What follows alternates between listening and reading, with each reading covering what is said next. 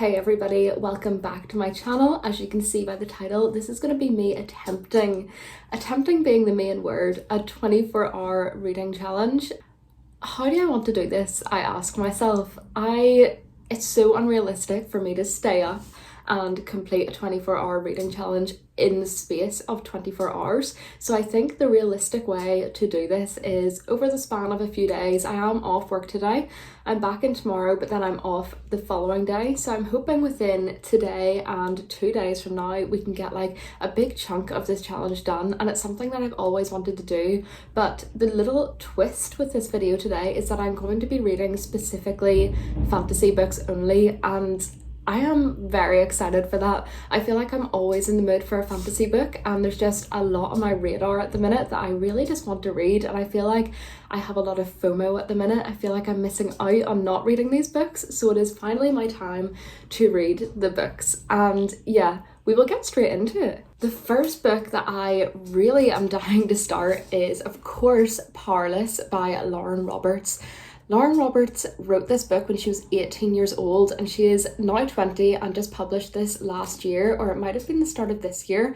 And to me, like, the success of this book, it is blown up on TikTok, it's blown up on BookTube, and it's just like really admirable to see such a young person like doing something like this, and it's already been signed off for a trilogy, which is just insane. This book is a young adult, but it also includes a lot of romance and a lot of tension from what I've heard.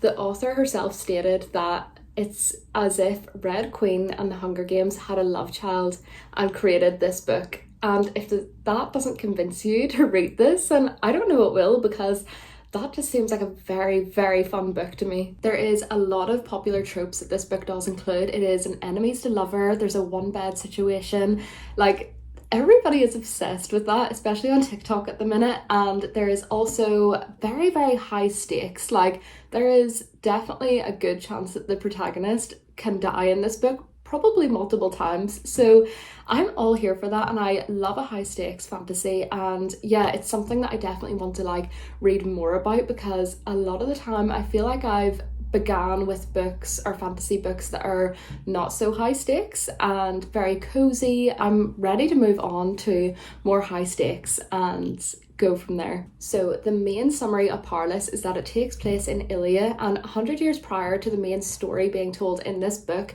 is that there was a huge plague that just killed thousands and thousands of people. I think it was like a DNA enhanced one, like it wasn't like an illness sort of thing. I don't really know how to describe it, but it just happened, and a lot of people died. And the people that did survive, they gained these like superpowers, and they were then named the elites.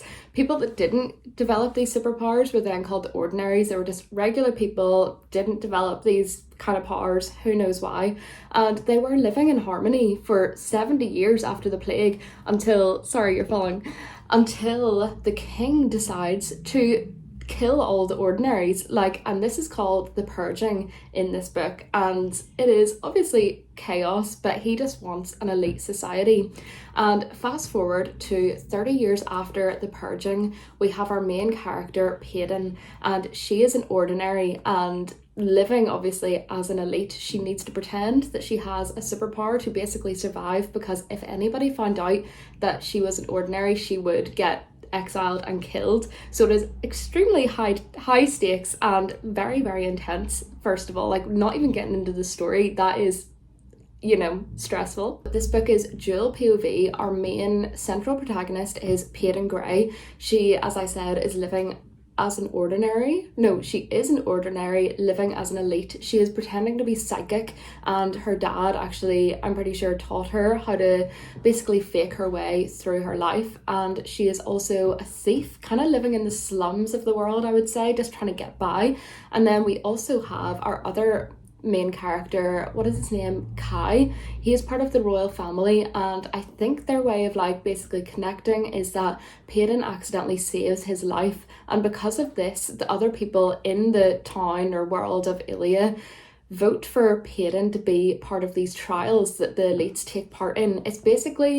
it's kind of like the Hunger Games, I would say. So they're trying to beat each other and see who is the top elite. I'm not sure if they kill each other. I'm guessing they do though, because I think this book is extremely deadly and high stakes, and for Peyton to be in that situation is obviously very, very intense and very, very stressful, because one, she doesn't have any superpowers, and if anybody found out that she was an ordinary, she would, as I said, get, you know, the kill. This book has a very impressive rating on Goodreads. It is currently sitting at a 4.45, and it has just completely taken over the social media world. Hayley Pham actually stated that she loved this book. She said it was such an impressive debut novel, and yeah, she just raves about this one, which is really nice because I really trust Hayley's opinion.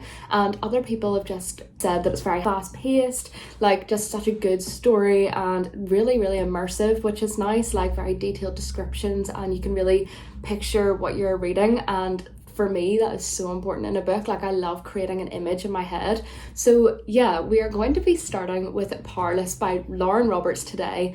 I have a lot of free time a bit later on, and yeah, I will update you whenever I start reading this book, and hopefully it's a good one. I am really excited about this one.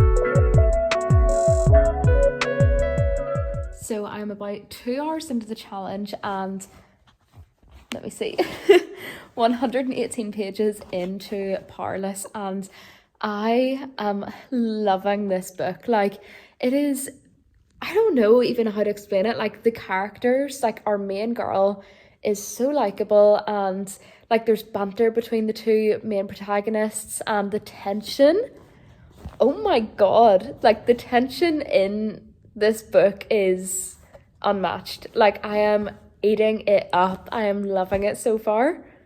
Also, I'm currently dying with the cold, and I am struggling to stay awake at some parts, but it's not because of the book. Like, the only reason I'm not falling asleep and resting whenever I should be is because I want to know what happens in this book. Like, it is so addictive, and it's really fast paced, and yeah, as I said, Peyton, the main protagonist, is just so likable. I've got to the part where they are in training mode for they call it the purging, and that is, or no, they call it the purging trials, and as I was saying earlier, that's like the main kind of plot of the book, is her being thrown into these trials whenever she has no powers. She is not an elite, she is an ordinary, and the main guy, this isn't a spoiler or anything, but like the main guy, Kai, his power is that he can take others' powers from them and use them against that person, and he already like has sensed that she doesn't have any powers.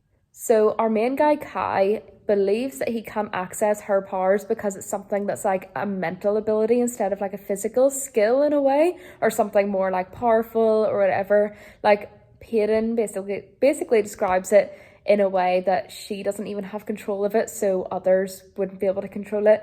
She's very convincing, and you know, I don't think anybody is suspecting her to be an ordinary right now, but yeah, I'm gonna leave it at that because I do not know obviously what happens, and I also don't want to give too much away about this book. But yeah, I am really enjoying it. I am really hoping to read for another few hours today. Hopefully I can stay awake, and yeah, I've probably got another 2 hours before I'm going to have dinner, and then I would love to read for like an hour before bed as well, and that would bring us up nicely to about 6-ish hours today, but we will see.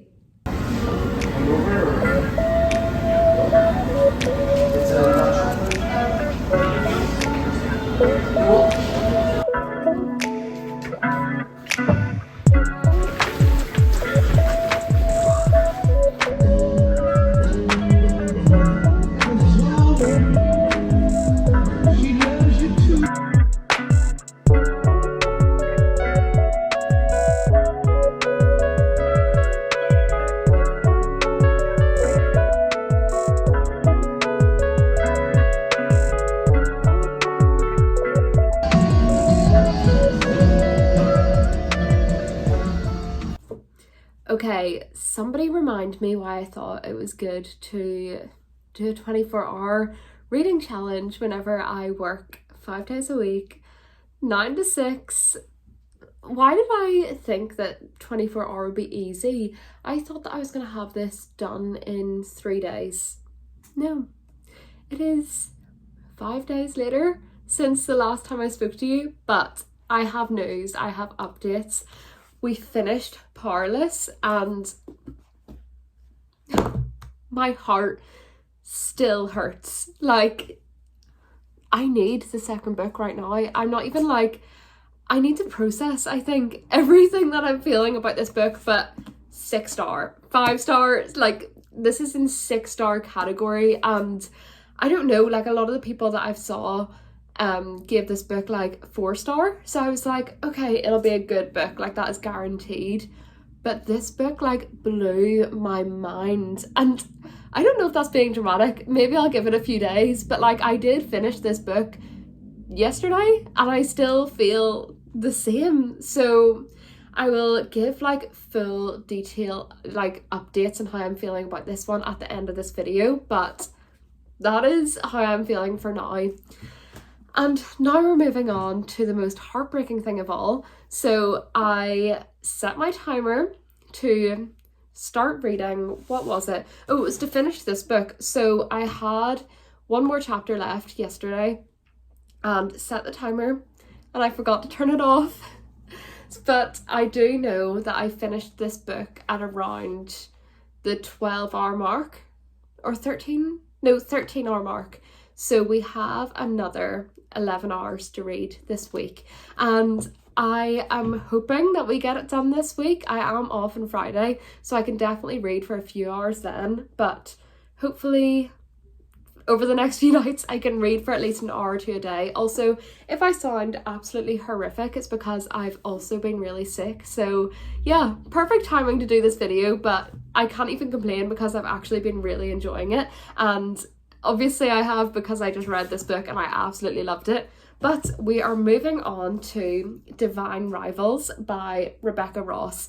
And initially, I don't know if I said that weird, that's why I repeated it. Anyway, I was so excited to read this book because Rachel Catherine loved this book, like she devoured it, and yeah, just really enjoyed it. I'm not sure, did Sarah Crowley also love this book? I don't know, I could be wrong there, but I just went on TikTok to like hype myself up about it, and a lot of people don't like this book. So I mean, we will see. I will give it a go. I mean, I think I will like it, but I do know that it's meant to be a slow burn, and I wouldn't say that I've read a lot of slow burns, and I definitely find myself enjoying fast-paced books a lot more, so we will see with this one. To explain what this one's about a little bit, it is a modern... Is it modern day? I was going to say it's a modern day fantasy, but it is that the right term? For what I'm trying to say is that like the people or the protagonists in this book, like they're living on like Earth as it is now, but there's like that slight bit of fantasy in it. So, but I think this is also based in like the early 1900s. Again, could be wrong, but from what I got from the vibe of it, I think it is, because World War II or war, I don't know, one of the wars is mentioned. I don't know if it's talking about the real war or whatever, but the main girl, her brother goes off to war, and I don't really know the storyline, but there's also an enemies to lovers between these two, and there's magical letters, there's a magical typewriter, and yeah, I don't really know the gist of the story, but I am really hoping I'm on Rachel Catherine's side of this one, and I hope that I absolutely love this. As I said, this is meant to be a slow burn, but yeah, I will judge it. I will give it a go tonight. I think I will be able to maybe read for about 45 minutes to an hour tonight. So yeah, I am going to get into this one and I will keep you all updated.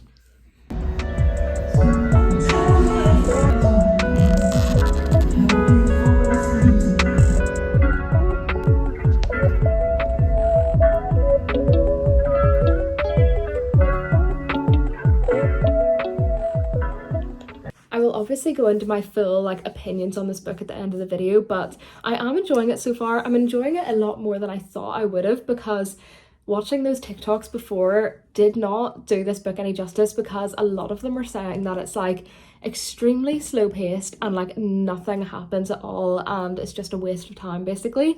But I completely disagree. I agree that it's a slow paced book, but I don't know, I've just found myself every time I read it, I'm like really in that world. Do you know what I mean? So yeah, and I've enjoyed the storyline. I like the romance in it, although something in the last 10 pages of what I just read, something kind of weird happens, because it is extremely slow paced and then this kind of like, I don't want to say bomb because it's literally a war is happening and I don't mean a literal bomb, but I was about to say like a bombshell happened in the book and I'm kind of confused. But I also don't want to give spoilers away, but I just feel like for it being such a slow burn and then for something so extreme to happen, it's just, I feel like those that have read this book will understand what I mean. So I'll not go on about it too much because most of the people that haven't read this won't know what I'm talking about. But yeah, I am going to finish this 24-hour reading challenge and hopefully finish this book. We are setting the timer now. Wish me luck. Something in this is just driving me insane because it's so stupid. Like, for me, it just doesn't match up to the rest of the story, and I don't know, I need to talk about this with somebody who's read it and see their opinions on it. Okay, I just finished Divine Rivals and I just need time to process the last 50 pages of that book. Like, I need to read the second one right now.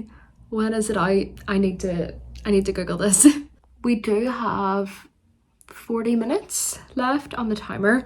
We're at 10 hours 18 minutes and I just like can't process that book. Like, I can't imagine picking up another book right now, but I do want to finish it today, so I might just, sorry, I just can't, my brain is like mush after that.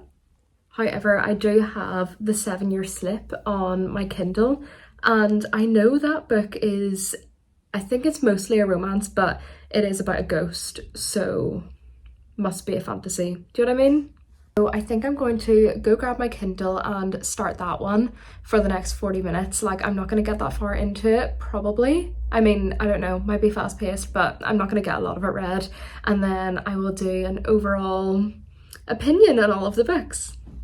We did it. We finished the 24-hour reading challenge and I am so beyond happy to have that done. But at the same time, it was so nice and it was good to have a reason to read as many times a day as possible. So for that reason, I really enjoyed doing this challenge and I will definitely be doing it again. Hopefully I could do it like once a month or something, but hopefully next time it does not take me a whole week, actually over a week to finish. I think it might have taken like 8 or 9 days, but I was working during this time and last week I worked 6 days. So I'm giving myself that excuse, you know, like who can read for 24 hours really if they have a full-time job?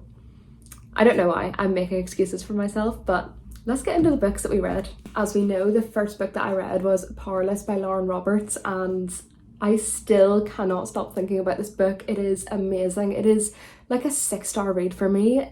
I don't know, I had that feeling the whole way reading it where I just loved the writing so much. I love the characters and the tension in this book is like honestly no other than I've ever read before, and I could talk about this book for hours and hours and hours and I would recommend it to absolutely anybody, especially if you're like just wanting to get into fantasy books. I feel like if you do like romance books, you're going to love this book. Like, don't let the fantasy element put you off or like intimidate you, because I don't know, I love this book so much. And then of course I read Divine Rivals by Rebecca Ross, and this actually has a very high rating on Goodreads, which I just checked. It is sitting on 4.27, which is, as we all know as readers, extremely high. So I feel like if a book on Goodreads has a high rating, then most of the time it's right. I mean, sometimes a book can have like 3 point something and sometimes that would like put me off, but then it can be a 5-star read. You just never know. So don't always base it of that if you're going to read it. But yeah, this one is clearly loved by a lot of people, but then again, it is also hated by a lot of people, but I loved this book. I think I'm going to settle on a 4-star for it because it really is like a builder for the second and final book. It is part of I think it's Letters of Enchantment, like that's the title of the duology. But I am very excited for the next one, and I realised I didn't really like properly talk about what this book is about. I'm actually just going to read the description on the back because it'll probably explain it a lot better than I do. I haven't actually read this, but we will see. So, when two rival journalists find love through a magical connection, their fate depends on their facing of the depths of hell. ... together. After centuries of sleep, the gods are warring again. All 18-year-old Iris Winnow wants to do is hold her family together, with a brother forced to fight on behalf of the gods, now missing from the front line, and a mother drowning her sorrows. Iris's best bet is winning the columnist promotion at the Oaths Gazette. But when Iris's letters to her brother fall in the wrong hands, those of the handsome but cold Roman Kit, her rival at the paper, an unlikely magical connection forms. Expelled into the middle of a mystical war, typewriters in tow, can their bond withstand the fight for the fate of mankind and, most importantly, love? An epic enemies to lovers fantasy novel filled with hope and heartbreak and the unparalleled power of love. So to me, this was like an extreme, I wouldn't even say extreme. No, it was kind of extreme. An extreme slow burn, but I think there was a bit like 75% through where I was just like, whoa, this is really quick, like this came out of nowhere kind of thing. But it didn't ruin the book for me, but I think it's the reason it didn't get a 4-star, because it was kind of unrealistic. I know it's a fantasy and there's literally gods in war. Obviously it's not realistic, but the romance part of it, there was something that was just a little not there for me. But I am very much excited for the second book, and once you read this one, you're going to want to pick that one up straight away. I don't know when it's out and I need it. It better be soon. I bet it's not. I bet it's not going to be out for another year or two, but who knows?